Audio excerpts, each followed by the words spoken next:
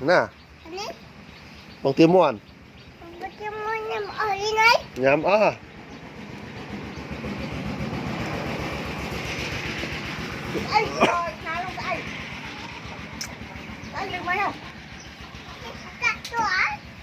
Còn giòn đi ấy. Anh công mình phải mua lọc lò mau.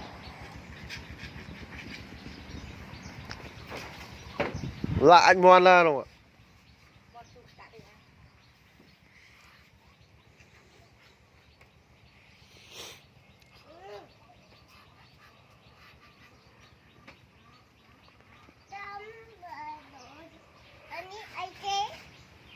À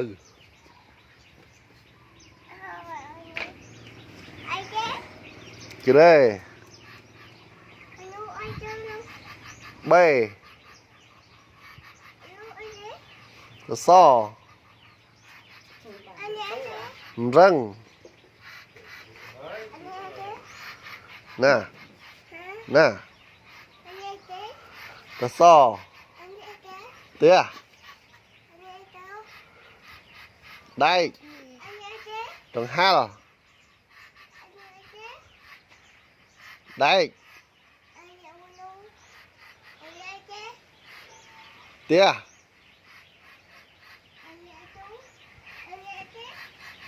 sạp lương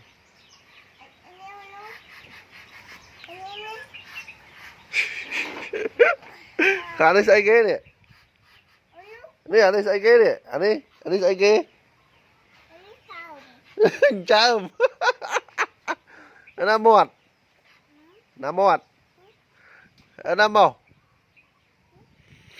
nộp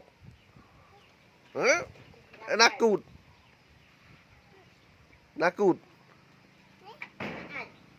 nó ảnh này này nè ảnh niếng à ảnh niếng à nó ảnh niếng ê ảnh niếng ảnh niếng ảnh niếng mà ảnh pa đấy